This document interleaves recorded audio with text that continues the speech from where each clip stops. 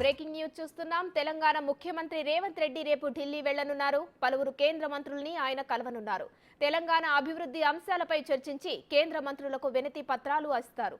మరోవైపు కొత్త పార్లమెంటు తొలిసారి సమావేశమవుతున్న నేపథ్యంలో ఎంపీల ప్రమాణ స్వీకారోత్సవానికి సైతం ముఖ్యమంత్రి రేవంత్ రెడ్డి హాజరు కానున్నారు.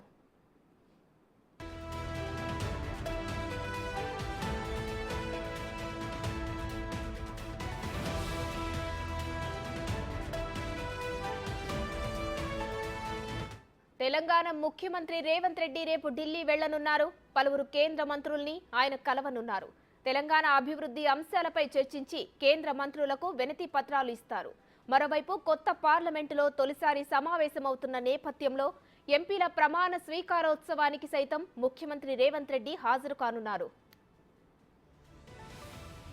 ఇదే అంశానికి సంబంధించి మరిన్ని డీటెయిల్స్ మా ప్రతినిధి సాదిక్ ఫోన్ లైన్ లో అందిస్తారు. సాదిక్, చెప్పండి, రేపు సీఎం రేవంత్ రెడ్డి ఢిల్లీ వెళ్లనున్నారు. అక్కడ పలువురు కేంద్ర మంత్రులను కూడా కలవనున్నారు. ముఖ్యంగా ఏ అంశాలు ఇందులో చర్చకు వచ్చే అవకాశం ఉంది?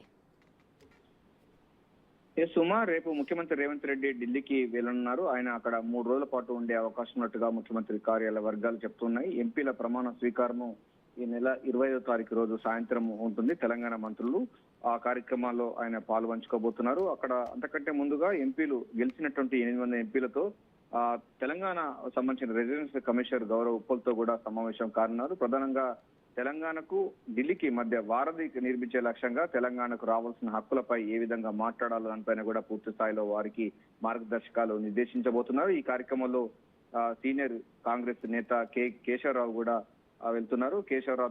కేశవరావుకు ఉన్నటువంటి అనుభవం, అదేవిధంగా తెలంగాణకు రావాల్సినటువంటి వాటాలపైన ఏ విధంగా మనము తెలంగాణ నుంచి కేంద్రం నుంచి తెప్పించుకోవాలనే అనేక అంశాలపైన కూడా వారికి దిశ నిర్దేశించే అవకాశం ఉంది. సో దీంతో పాటుగా ముఖ్యమంత్రి రేవంత్ రెడ్డి ఒక 3 రోజుల పాటు కూడా ఢిల్లీలో ఉండే అవకాశం ఉన్నట్టుగా తెలుస్తుంది. అక్కడ ప్రమాణ స్వీకార కార్యక్రమం తర్వాత కూడా కేంద్ర మంత్రులను కలిసే అవకాశం అయితే కనబడుతుంది. తెలంగాణ రాష్ట్రంలో ప్రభుత్వం ఏర్పడిన తర్వాత ప్రభుత్వం తీసుకున్నటువంటి టాప్ ప్రియారిటీస్ తో పాటుగా తెలంగాణకు వచ్చే బడ్జెట్ సంబంధ అంశాలపైన కూడా తెలంగాణకు వాటా ఎక్కువ రావాలి. తెలంగాణకు కొత్త రైల్వే నిర్మాణాలు కానీ, లేకపోతే విభజన చట్టం 2014 సంబంధించిన విభజన చట్టంలో ఉన్నటువంటి వాటిని అమలు చేయాలని కూడా కేంద్ర మంత్రులకు విజ్ఞప్తి చేసే అవకాశం అయితే కనబడుతుంది.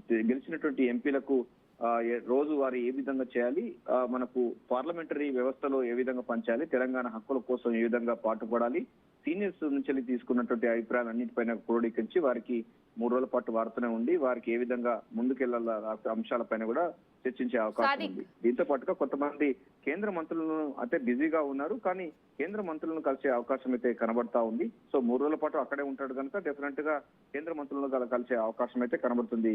వచ్చే బడ్జెట్ సమావేశాల సందర్భంగా బడ్జెట్ లో తెలంగాణ వాటా అంశాలపైన కూడా ఇంత 14 ఫైనాన్స్ కమిషన్ కానీ, లేకపోతే కంపా నిధులు కానీ, ఇతరత్ర సంబంధించినటువంటి అంశాలు, జీఎస్టీ సంబంధించిన నిధులు కూడా రావాలనే అవకాశం ఉంది. ఇక దీంతో పాటుగా పార్టీ సంబంధించిన వ్యవహారాలు కూడా మాట్లాడే అవకాశం ఉంది. హైకమాండ్ తోని మరో 6 మంత్రి పదవులు కూడా ఫుల్ఫిల్ చేసే అవకాశం ఉందనే చెప్పండి. సాదిక్, సీఎం రేవంత్ రెడ్డితో పాటు ఎవరెవరు వెళ్లనున్నారు? సుమా, అంటే గెలిచినటువంటి 8 మంది ఎంపీలు వెళ్తారు. వారితో పాటుగా కేశవరావు, మనం అనుకున్నట్టుగా కేశవరావు కూడా వెళ్తారు. కేశవరావుతో పాటుగా మనకు జితేందర్ రెడ్డి కూడా ఢిల్లీలోనే ఉన్నారు. ఆయన కూడా ఈ సమావేశంలో పాల్గొంటారు. వీరందరితో పాల్గొన్న తర్వాత వాళ్ళంతా చాలా సీనియర్ పార్లమెంటరీ సభ్యులు కనుక వారి అభిప్రాయాన్ని కూడా ఉండబోతున్నారు. ఎందుకంటే మోడీ గవర్నమెంట్ 3వసారి వచ్చిన తర్వాత మనం ఏ విధంగా ఉండాలి, మన రాష్ట్రానికి సంబంధించిన హక్కులపై ఏ విధంగా మనం పాటుపడాలనే అనేక అంశాలపైన కూడా అటు జితేందర్ రెడ్డి సీనియర్ ఎంపీగా ఉన్నటువంటి వ్యక్తి ఉన్నారు మాజీ. ఆయనతో పాటుగా మన కేశవరావు ఉన్నాడు. ఇటీవల మన బీఆర్ఎస్ పార్టీ నుంచి వెళ్ళి కాంగ్రెస్ పార్టీలో చేరినట్టు కేశవరావు కూడా ఉంటారు. వీళ్ళందరూ కూడా అక్కడ ఈ కొత్తగా ఎన్నికైన ఎంపీలకు సమావేశం అవుతారు. సమావేశం అయిన తర్వాత వారికి దిశ నిర్దేశిస్తారు. తెలంగాణ సంబంధించినటువంటి రెసిడెన్స్ కమిషనర్ గౌరవ్ ఉప్పుల కూడా ఉన్నాడు. ఆయన పర్యవేక్షణలో ఉంటుంది. రాష్ట్రానికి రావాల్సిన అనేక అంశాలు సయోధ్య కుదిరించే విధంగా, అంటే మొత్తం కేంద్రానికి అదేవిధంగా రాష్ట్రానికి మధ్య సయోధ్యగా ఒక వారధిగా చేసి ఎప్పటికప్పుడు తెలంగాణ హక్కుల కోసం కేంద్రాన్ని అడిగే విధంగా ఏ విధంగా ఉండాలి, ఏ విధంగా అయితే మనం మన హక్కులను ఫుల్ఫిల్ చేసుకుంటామనే అంశాలపైన కూడా ముఖ్యమంత్రి స్వయంగా అటు గౌరవ్ ఉప్పల్తో కానీ, పార్లమెంట్ లో గెలిచినటువంటి వాళ్ళతో, అక్కడున్న అధికారులతో సమావేశం జరిగి రాష్ట్రానికి కావాల్సినటువంటి ఎప్పటికప్పుడు ఇక్కడ రాష్ట్రంలో ఏది జరిగినా కేంద్రం నుంచి వచ్చేటువంటి నిధులను అటు కంపా నిధులు కానీ, వ్యవసాయ సంఘాలు కానీ, రైల్వే నిర్మాణాలు కానీ, కొత్తగా పార్లమెంట్ బడ్జెట్ సమావేశాల సందర్భంగా బడ్జెట్ కూడా వచ్చే నెలలో ప్రారంభమవుతున్నాయి.